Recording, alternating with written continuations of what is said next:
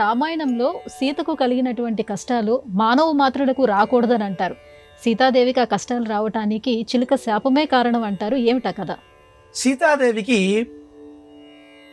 చిలుకలు శపించాయి అనే వృత్తాంతం పద్మపురాణంలో ఉంది.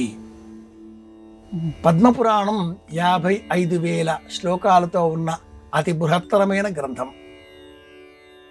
ఈ పద్మపురాణంలో ఉండే శ్రీరామాయణం కథ చాలా చిత్ర విచిత్రాలతో కూడుకుని ఉంటుంది.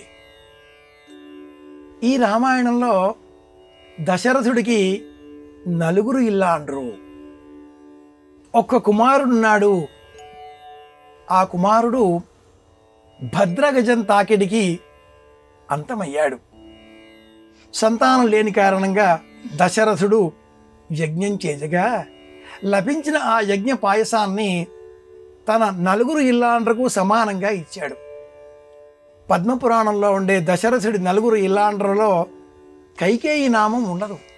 సుమిత్ర, కౌసల్య, అలాగే మరి ఒక 2 నామాలు ఉంటాయి.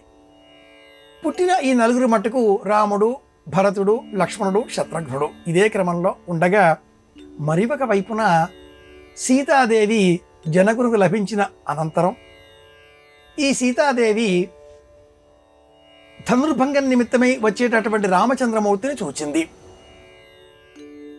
ఈ రామచంద్రమూర్తి రూపాన్ని మనసులో తలుచుకుంటూ ఉద్యానవనంలో విహరిస్తూ ఉండగా 2 చిలుకలు కనిపించాయి.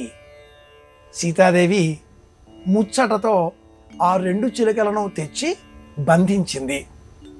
ఆ 2 చిలుకలలో ఆడచిలుక, నన్ను బంధించడం అన్యాయం, నేను గర్భవతిని, ఇలాంటి ధర్మంలో ఉన్న నన్ను ఇలా నీవు బంధిస్తే ఘోరం, పాపం, నేరం అంటూ అనేక పదాలతో దూషించింది.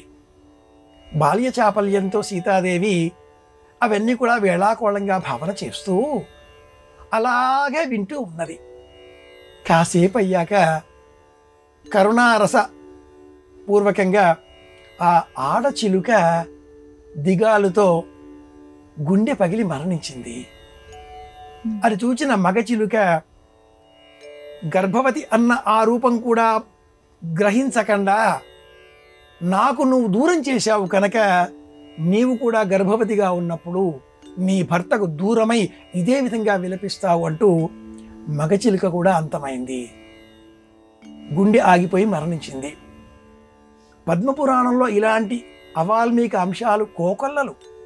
ఇలా ఎందుకు వచ్చాయి అంటే ఆనాటి కాలానికి సంబంధించిన సమాజంలో ఉండే ఇతర సందర్భాలు, మానవ జీవనాలలో ఉండే వృత్తాంతాలను పాత్రలకు అనువదించి ఆ రకంగా కథనాలను సిద్ధం చేయడం.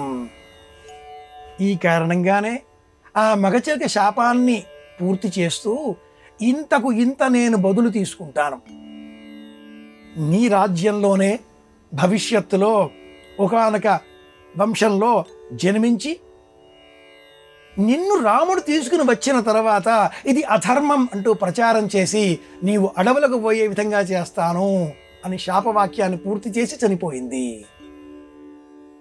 ఆ కథనమే మనం రజక వృత్తాంతంగా శ్రీరామాయణంలో తలుచుకుంటూ ఉంటాం. ఇది అవాల్మీకాంశం పద్మపురాణంలో ఉన్న కథ. ఇది విశేషం.